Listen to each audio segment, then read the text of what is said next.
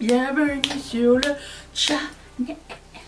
On se retrouve aujourd'hui pour faire le bilan des palettes express du mois dernier. Nous avons quelques palettes à évaluer, voilà, c'est ça que je voulais dire. Et si vous n'avez pas vu, alors, attends, il y a un truc dans la bouche. Le palette express, je vous explique un petit peu ce que c'est que l'année dernière je me suis rendu compte que j'avais beaucoup de palettes que je n'avais pas utilisées. Et j'en ai toujours pas mal, mais à ce jour, toutes les palettes que j'avais achetées en 2019, 20 et 21 sont toutes utilisées.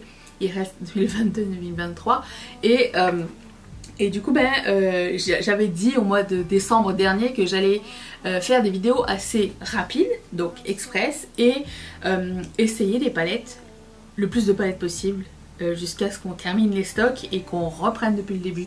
Et ça me permet un peu de faire du tri et retomber sur des palettes que vous avez peut-être déjà, donc vous re-inspirer ou vous faire découvrir de nouvelles palettes aussi. Donc voilà, il y a une playlist. Je vais vous parler de ces palettes.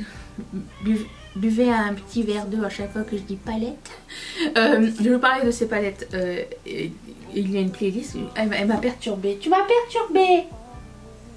Alors. Ouais, bah ouais, toi. Ça va vous?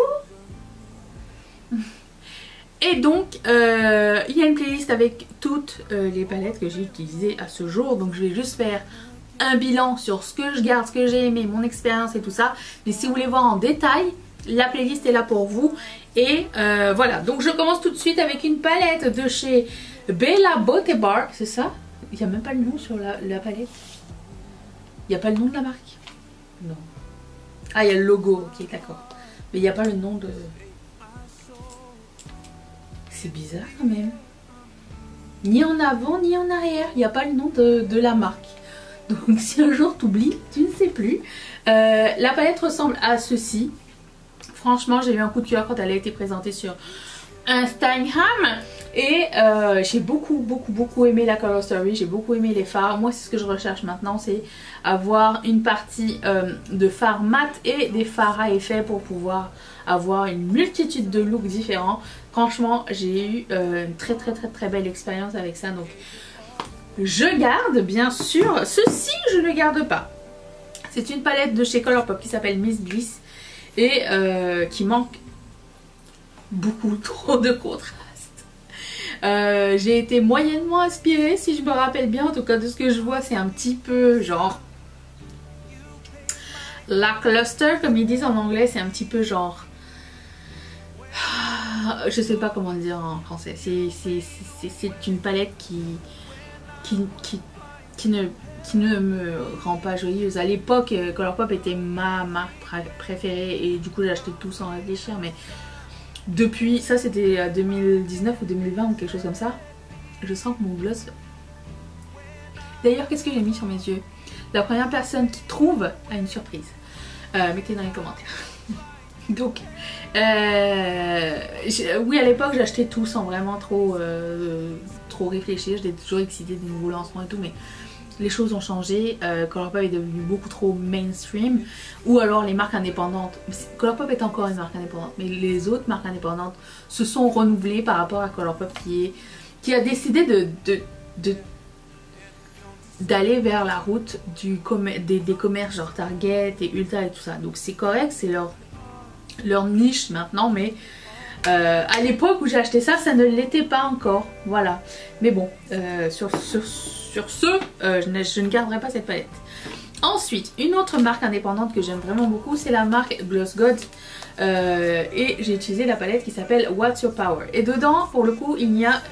ah non, c'est pas celle-ci, oui. Il y a des couleurs mat et il y a des fards à effet super sympa dedans. Le seul truc... Alors, elle est très bien. Le seul truc, c'est qu'il... Pour que moi je l'aime à 100%, c'est qu'il m'aurait fallu des fards mat avec une intensité différente. Parce que là, elles sont toutes de la même intensité. Alors, on peut faire des looks avec, hein, sans problème. C'est juste que moi, j'aime bien accentuer avec un plus foncé et estomper avec un plus clair et tout ça. Sauf que là, on est sur pas mal le même niveau de foncé. Hein. Donc, c'était un petit peu embêtant pour ça. Mais une fois que j'ai sorti un fard foncé pour retravailler tout ça, ça a super bien été, les fards sont très bien. J'aime beaucoup cette marque, c'est une marque suédoise, donc si vous habitez en Europe, vous n'avez pas de frais de douane. Et voilà, je ne peux que vous la recommander, ils ont plein de palettes. Je pense qu'ils ont fait un restock il n'y a pas très longtemps de leurs palettes parce qu'elles s'en vont assez rapidement. Donc voilà. Ensuite, j'avais trouvé ça chez Marshall, c'est une vieille palette, enfin une vieille, c'est je pense Noël. C'est ma mère. Elle a quelque chose à m'annoncer. La palette de KVD, je pense que c'était Noël de l'année dernière et j'ai beaucoup aimé la Color Story, sauf que je voulais pas l'acheter à plein prix parce que le truc c'est que je savais pas après le départ de Kat Von D à quoi ressemblaient les fards, est-ce que ça allait être bien ou pas. Et là on était encore on était encore un petit peu dans du Kat Von D, ok. Il y avait encore un semblant de Kat Von D dedans. Même dans la Color Story, je trouvais que ça ressemblait pas mal. La palette est très bien, je vais la garder. Le noir est très bien, à mon souvenir. Et j'aime beaucoup les couleurs utilisées dessus, les couleurs choisies, je veux dire. J'aime beaucoup ce genre de fard moutarde, kaki, les bordeaux et tout ça. Donc ça, je garde. Ensuite, ma première palette, P. Louise. Ça c'est une double palette qu'ils ont sorti pour Halo litre. Donc vous avez le côté dark avec miroir et tout, et vous avez un autre côté un peu plus violet rouge. J'ai adoré, j'ai adoré. Alors si vous voulez une idée de à quoi ressemblent les fards de P. Louise, exactement la même chose que les fards Beauty Bay. Si vous voulez une comparaison, ça ressemble vraiment beaucoup. Donc j'aime beaucoup. J'aime le concept, oui et non, dans le sens où c'est cute, hein, on aime bien l'idée et tout, que ce soit un livre et machin. Mais c'est gros quand même. J'ai plus de place moi madame, hein. Donc voilà, j'avais acheté les deux, j'ai pas encore essayé la seconde, mais celle-ci j'ai eu une excellente expérience et j'ai beaucoup aimé les fards choisis dedans. Donc ça je garde. Alors là, là c'est pas une question que c'était pas une bonne qualité et que j'avais pas été inspirée, parce que j'ai fait un look et je l'ai trouvé très sympa sur cette petite palette de chez Colourpop qui s'appelle Candy Castle, qui ressemble à ça. Et franchement, j'avais pas grand espoir de faire quelque chose de potable avec. J'ai vu des revues qui n'étaient vraiment pas bonnes. Elle a une mauvaise réputation cette palette là. Mais j'avais cherché, je m'étais dit je vais faire un plan, il faut que je lui donne le maximum de chance, même si je sais que je vais pas garder cette palette là, parce que je pense par exemple à mes palettes de Glamlight, les pastels, ou quelle autre palette de pastels que j'ai, une de chez Blend Bunny, il me semble qu'il y avait une de Blend Bunny qui ressemble vraiment beaucoup à celle-ci. Donc je vais pas la garder, mais les fards je les ai trouvés de très bonne qualité et mon look que j'ai fait avec, je l'ai trouvé très sympa. Donc c'est pas parce que je l'aime pas que je vais pas m'en débarrasser, c'est que j'ai pas besoin d'avoir un doublon de cette même Color Story là, surtout en petite palette. Par contre j'aime beaucoup ce format. J'aimerais qu'on ait plus de formats comme ça dans la vie, mais à comparer avec ça. Mais voilà, je vais pas la garder, mais elle est très bien quand même. Ça a été, je pense, la surprise du mois. C'est une palette que j'avais achetée l'année dernière. C'est une de chez Juvia's Place qui s'appelle The Candy Shop. Et elle ressemble à ceci. Et elle existe encore, au fait. Quand j'ai fait la vidéo, je l'ai retrouvée sur le site. Et franchement, extraordinaire. J'adore la Color Story. J'aime beaucoup l'intensité des fards. Les métalliques sont merveilleux. Et donc je ne peux que vous la recommander si vraiment elle vous tentait. Très belle palette. Merci Juvia's Place, c'était un vrai plaisir à utiliser. Alors vous allez me dire, mais t'as pas déjà ces fards là dans d'autres palettes et tout? Oui, mais la qualité est vraiment tellement exceptionnelle. Et je pense pas avoir ce genre de fard là avec ces palettes là. Et j'ai jamais assez de ce genre de fard. Donc laissez-moi, je vais la garder quand même. Ensuite, la palette de Cosmic Brushes Delicious Delights qui ressemble à ceci. et elle contient un fard à effet qui se voit en caméra et c'est la première fois que ça nous arrive hein, ici, donc nous sommes très contents.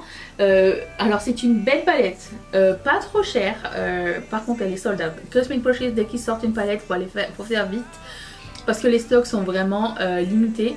Même s'ils essayent de faire mieux à chaque fois, ils vendent tellement pas cher leur palette, j'ai du mal avec ce gloss, que ben voilà, donc qu'il faut faire vite. Mais j'ai aimé cette palette là. Le seul petit bémol, c'est que j'ai pas trouvé que tout était super facile à estomper. On voit la différence, comment dire, je dirais que je vois pourquoi elle est moins chère par rapport à d'autres palettes genre Bella Beauté Bar et tout ça. Je trouve que les mat étaient moins faciles à travailler. On y arrive, mais c'est moins facile. Ça veut dire que vous payez, selon moi encore une fois, vous payez pour ce que vous avez. Et mais franchement, il n'y a rien de mal à dire. Est-ce que je rachèterais, parce que j'ai acheté la palette teint qui allait avec. Est-ce que aujourd'hui je rachèterais cette palette teint? Non, je ne pense pas, parce que c'est vraiment pas... Encore une fois, je compare avec la Bella Beauté Bar, la palette Oracle que j'avais acheté, qui est exactement le même principe. Je trouve que la Bella Beauté Bar, le fini est bien plus soyeux que ça. C'est, comme dirait Patricia, un petit peu granuleux. Par contre, pour faire des coins internes et tout, c'était magnifique. Mais pour un highlight, c'est... Alors, je suis pas contre les micro paillettes et tout ça, mais disons que ça glisse moins sur la peau, ça reste un petit peu en surface. Et pour ça, si c'était à refaire, je ne rachèterais pas la palette pour le visage. Mais maintenant que je l'ai, elle est très belle.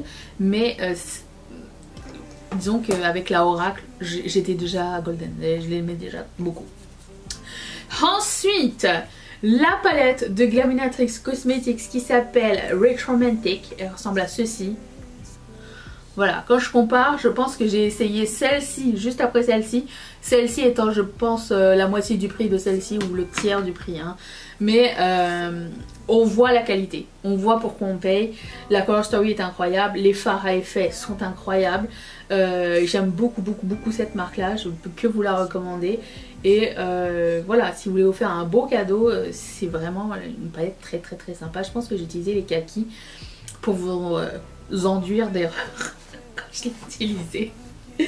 Mais c'est le genre de palette qui va me faire vraiment plaisir de ressortir de mes palettes et de les réutiliser à nouveau. Donc ça c'est sûr que je garde, j'ai une grande affection pour cette marque là. Voilà, moi j'aimerais savoir est-ce que vous avez essayé certaines de ces palettes là et quelles ont été vos expériences, parce que j'aimerais ça savoir. Est-ce que c'est moi qui ai mal essayé? Est-ce que les bases que vous avez essayé, enfin je sais pas, j'ai envie qu'on en discute. Et au bilan, ben genre je ressors encore 2 palettes de Colourpop de ma collection. Je pense que chaque mois il y a une palette de Colourpop qui s'en va. Je ne sais pas ce qui se passe, mais là j'en ai plus beaucoup, je pense de chez Colourpop. Et ma collection commence à s'amoindrir, mais bon, il y en aura d'autres et c'est sûr qu'elle n'est pas complètement finie. Le Palette Express continue. Celui-ci c'est le 111 qui va être la vidéo de demain si ça vous intéresse. Et je vous fais d'énormes bisous. Merci beaucoup d'avoir passé ce moment avec moi et à demain. Bye. Je vais savoir ce que ma mère a